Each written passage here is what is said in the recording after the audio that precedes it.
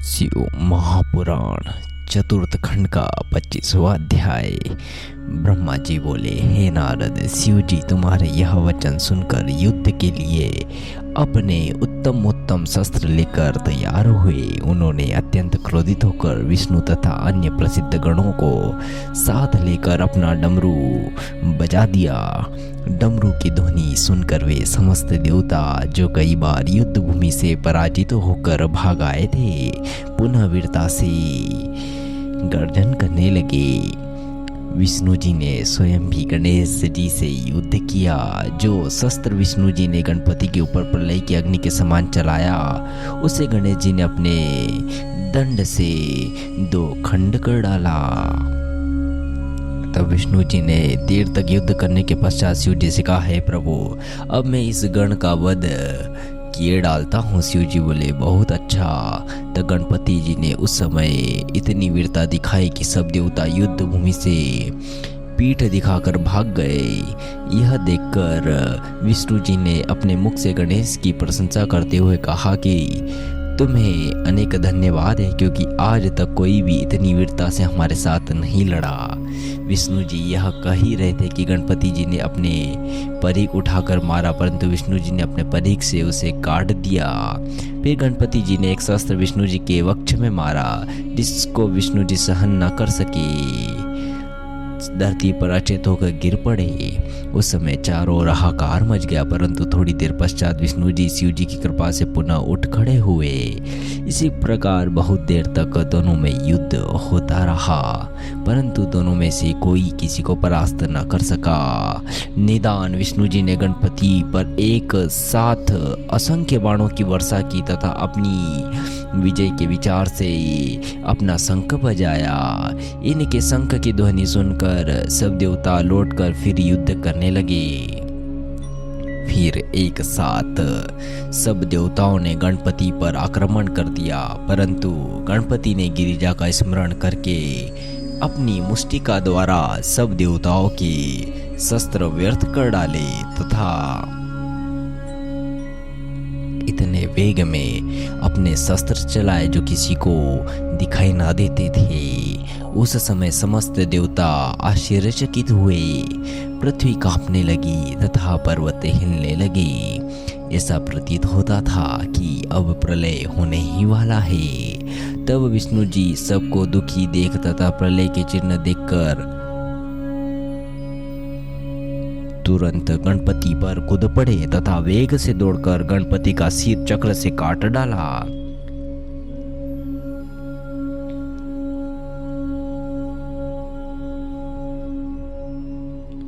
यह देखकर मैं तथा अन्य सभी देवता आदि निर्भय होकर अत्यंत प्रसन्न हुए तथा शिव जी की स्तुति करने लगे। 26वां अध्याय। ब्रह्मा जी ने कहा, हे नारद, तब तुमने युद्ध का विस्तार इस प्रकार से प्रकट कर रहा। हे गिरिजे, देवता कितने दुष्ट है कि उन्होंने आपके पुत्र का वध निर्दयता के साथ कर डाला। उन्होंने आपके प्रताप तथा तेज का कोई विचार नहीं किया। अस्तु, आपको अब यही उचित है कि आप अपना तेज देवताओं को दिखला दें, जिससे वे अपने कर्मों का फल पाए तथा आपकी भी कीर्ति बनी रहे। यह कहकर तुम वहां से चले गए। अस्तु, गिरिजा तुम्हारे मुख से अपने गण की यह दुर्दशा सुन रो उठी तथा शोकाकुल हो मूर्छित हो गई। फिर अपने शरीर से उन्होंने 100 शक्तियां उत्पन्न की और सोचा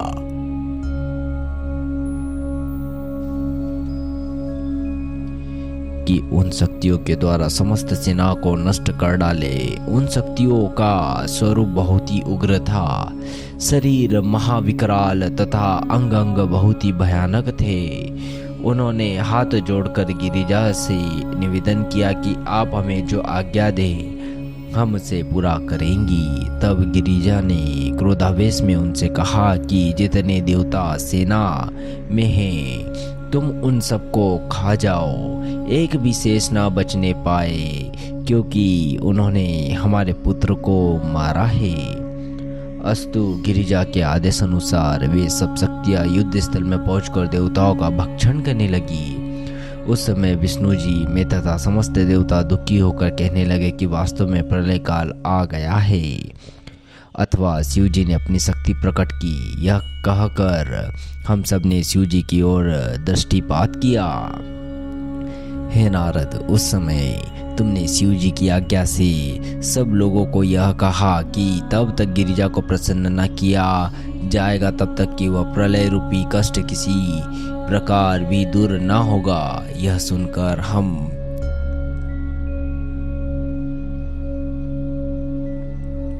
तथा सब देवता गिरिजा के समीप जाकर हाथ जोड़कर मस्तक से झुका स्तुति करने लगे तथा यह निवेदन किया, हे गिरिजय, वास्तव में हम सब अपराधी हैं, अब आप हम सबको क्षमा करें। यह सुनकर गिरिजा ने उत्तर दिया, हे देवताओं, यदि हमारा पुत्र जीवित हो जाए तथा समस्त देवता पहले उसकी पूजा करें तब हम प्रलय नहीं होने देंगे। यह सुनकर देवताओं ने यह हाल शिव जी से जाकर कहा। उसे सुनकर शिव जी ने गणपति के शरीर को अच्छी तरह धोया और कहा कि उत्तर की ओर जाओ और जो जीव सर्वप्रथम मिले उसी का सिर काटकर इसके शरीर में जोड़ दो, यह जीवित हो जाएंगी। शिव जी की आज्ञा अनुसार विष्णु जी जाकर प्रसूल भद्रा नदी के वन में एक हाथी को अपने बच्चे सहित हाथी के साथ सोते हुए देखा। उन्होंने तुरंत हाथी का सिर काट लिया तथा अपने गरुड़ पर रखकर जैसे ही चलना चाहा उसी समय हाथी जाग उठी। उसने विष्णु जी की बहुत स्तुति की, जिससे प्रसन्न होकर विष्णु जी ने दूसरा सिर उत्पन्न कर हाथी के धड़ से जोड़ दिया। तब वह हाथी पुनः जीवित हो गया। फिर विष्णु जी ने उसे यह आशीर्वाद दिया कि तुम एक कल्प तक जीवित रहोगे। इसके पश्चात विष्णु जी हाथी के सिर को लेकर शिव जी के पास पहुंचे तथा उसे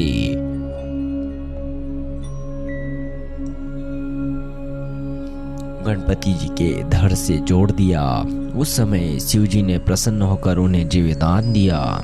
इस प्रकार सबके दुख दूर हो गए तथा आनंद प्राप्त हुआ। 27वां अध्याय। ब्रह्मा जी बोले, हे नारद, गिरिजा ने अपने पुत्र को पुनः जीवित देखकर आनंद उत्सव मनाया। उन्हें अनेक प्रकार के वस्त्र देकर कहा, हे पुत्र, इस समय हम तुम्हारे बाल पर सिंदूर देखती हैं, इसलिए तुम्हारी पूजा सिंदूर से हुआ करेगी। जो तुम्हारी पूजा करेगा उसके पास सिद्धियां बनी रहेगी। शिव जी ने भी अत्यंत प्रसन्न होकर कहा, देवताओं, यह हमारा ही पुत्र है, इसका नाम गणपति है। गणपति ने भी उस समय उठकर सबको प्रणाम किया तथा कहा, हे देवताओं, आप मेरा अपराध क्षमा करें। तब तीनों देवताओं ने प्रसन्न होकर कहा, हे गणपति, तुम्हारी पूजा हम तीनों देवताओं के समान ही होगी। जो सर्वप्रथम तुम्हारी पूजा न करेगा उसको पूजा का कुछ भी फल प्राप्त ना होगा। यह कहकर सबने सर्वप्रथम गणपति जी की पूजा की तथा प्रणाम कर यह वरदान दिया कि तुम भाद्र कृष्ण चतुर्थी को उत्पन्न हुए हो, इसलिए तुम्हारी व्रत चौथ को हुआ करेगा। तुम्हारा व्रत करने वाले भक्त सुखी एवं प्रसन्न रहेंगे। सबको तुम्हारी सेवा से आनंद प्राप्त होगा और सबको तुम्हारी पूजा आदि करनी चाहिए। इसके पश्चात विष्णु जी तथा अन्य सभी देवताओं ने गणपति की अत्यंत उत्तम एवं पवित्र स्तुति की। इतनी कथा सुनकर सूत जी बोले, हे मुनियों, जब ब्रह्मा जी इतना कह चुके तो वे अत्यंत आनंद में मग्न हो गए। उसी आनंद में उन्होंने गणेश जी की स्तुति बनाकर नारद जी को सुनाई। फिर कहा, हे नारद, इसके पश्चात शिव जी से विदा होकर समस्त देवता वहां से चले गए। 28वां अध्याय। ब्रह्मा जी बोले, हे नारद, गिरिजा के दोनों पुत्र स्कंद तथा गणपति नित्य प्रातः काल उठकर शिव जी तथा गिरिजा को प्रणाम करते थे। दोनों भाइयों का दिन प्रतिदिन प्रेम बढ़ने लगा। एक दिन शिव जी गिरिजा से बोले, हे गिरिजा, हमारी ये प्रबल इच्छा है कि हमारे पुत्र विवाह के अधीन हो जाए। हमको स्कंद एवं गणपति दोनों समान रूप से प्रिय है, अस्तु पहले हम किसका विवाह करें। उस समय माता पिता से विवाह की चर्चा सुनकर स्कंद एवं गणपति दोनों परस्पर झगड़ने लगे। स्कंद कहने लगे कि पहले हमारा विवाह होना चाहिए और गणपति जी कहते थे कि पहले हमारा। यह सुनकर शिव एवं गिरिजा ने दोनों को बुलाकर कहा कि तुम दोनों समवयस्क हो। हम तुमसे इस बात की प्रतिज्ञा करते कि तुम दोनों में से जो सर्वप्रथम संपूर्ण पृथ्वी की परिक्रमा करके लौट आएगा उसी का विवाह हम पहले कर देंगे। यह सुनकर दोनों भाई पृथ्वी की परिक्रमा के लिए चल दिए। तभी गणपति जी ने यह सोचा कि मुझ में इतनी शक्ति नहीं है कि मैं संसार भर की शीघ्र परिक्रमा कर सकूं, तब मैं क्या करूं। इसी समय उन्हें एक युक्ति सूझी। वे स्नान कर माता पिता के सम्मुख खड़े हुए तथा उनकी विनती की कि हम आपकी पूजा करेंगे, अस्तु आप पूजन के स्थान पर बैठिए। यह सुनकर शिव जी एवं गिरिजा दोनों पूजा के आसन पर बैठ गए। तब गणपति जी ने उनकी परिक्रमा कर उन दोनों की यथा विधि पूजा की। उस समय माता पिता ने कहा, हे गणपति, स्कंद तो संसार की परिक्रमा के लिए जा चुके हैं, अब तुम भी परिक्रमा के लिए जाओ। यह सुनकर गणपति जी ने विनय की हे माता पिता, क्या मैं पृथ्वी की परिक्रमा नहीं कर ली? आप धर्म मूर्ति होकर ऐसा क्यों कहते हैं? शिव गिरिजा ने गणपति के मुख से ऐसे वचन सुनकर आश्चर्यचकित होकर कहा, हे गणपति, तुम संसार की परिक्रमा कब करके आए? तो गणपति जी ने उत्तर दिया, आपको वेद त्रिभुवन का रूप मानते हैं, सो मैंने आपकी परिक्रमा कर क्या तीनों लोगों की परिक्रमा नहीं की? इसके सिवाय वेद लिखते हैं कि जो मनुष्य माता पिता का परिक्रमा करता है उसको संसार भर की परिक्रमा का फल प्राप्त होता है। पुत्र के लिए माता पिता के चरण ही सबसे बड़े तीर्थ है। अब आप या तो वेद के मार्ग को ही त्याग दे, नहीं तो मेरा विवाह कर दे। हे नारद, शिव एवं गिरिजा गणेश के ऐसे चातुर्यपूर्ण वचन सुनकर अत्यंत चिंतित हुए तथा उनकी चतुराई देखकर प्रसन्न भी हुए। तब उन्होंने कहा, हे गणेश, तुमको शुभ मति उत्पन्न हुई है, इसलिए तुमने ऐसे धर्म के वाक्य कहे। हम तुमसे कहते हैं कि तुम्हारा यह कथन वेद पुराण एवं शास्त्रों के समान विश्वास के योग्य प्रमाणित माना जाएगा। इसके अनुसार हम पहले तुम्हारा ही विवाह करेंगे। तब शिव जी की इच्छा जानकर विश्वरूप ने अपनी दोनों पुत्रियों को, जिसका नाम सिद्धि एवं रिद्धि था, गणपति के साथ विवाह किया। विवाह में उसी प्रकार सब बातें हुई जिस प्रकार शिव जी के विवाह में हिमाचल की ओर हुई थी। ऐसी सुंदर एवं कुशल स्त्रियां पाकर गणपति अत्यंत प्रसन्न हुए।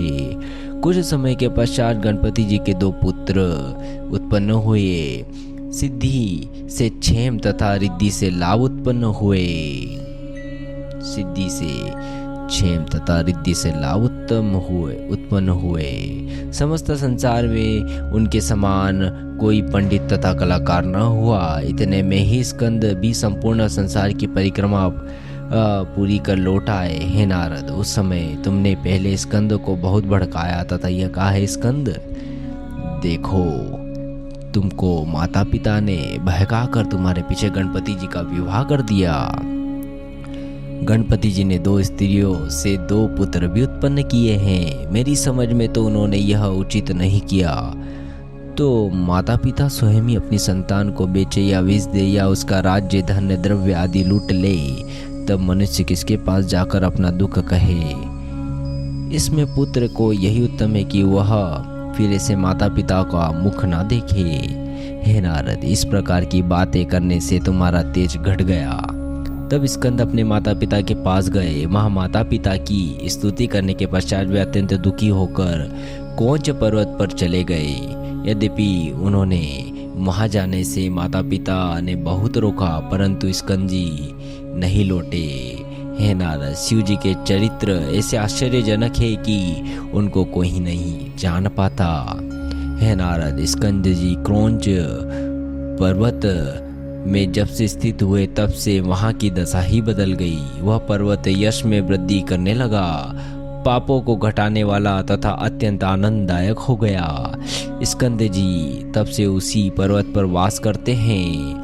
उनके दर्शनों से अमूल पाप नष्ट हो जाते हैं। प्रत्येक मास की पूर्णमासी के दिन समस्त देवता एवं मुनि एक साथ वहां जाकर स्कंद के दर्शन करके कृतार्थ होते हैं। जो कोई उस दिन मल्लिकार्जुन के दर्शन करता है उसके पाप नष्ट हो जाते हैं। यद्यपि शिव एवं गिरिजा ने कई बार क्रोंच पर्वत पर जाकर स्कंद को मनाकर लौट आने का प्रयत्न किया, परंतु स्कंद जी वहां से लौट कर नहीं आए। वरन शिव जी के आने का समाचार जानकर उन्होंने यह इच्छा कही कि वहां से कहीं और दूर जाकर वास करे, इसीलिए वहां से 3 योजन दूर जाकर स्थित हुए। शिव जी वहां पर हर पूर्णमासी को जाते हैं। हे नारद, हमने तुमको स्कंद तथा गणपति का यह चरित्र सुनाया, जिसके सुनने से एवं कहने से समस्त पाप नष्ट हो जाते हैं। मल्लिकार्जुन स्थान का यश वेद गाते हैं। गणपति के इस चरित्र को जो कोई सुनेगा वह संसार में आनंद तथा अंत में शिव जी के धाम को प्राप्त करेगा। इति श्री शिवपुराणे ब्रह्म नारद संवादे भाषायां चतुर्थो खंड समाप्तः। ओम नमः शिवाय।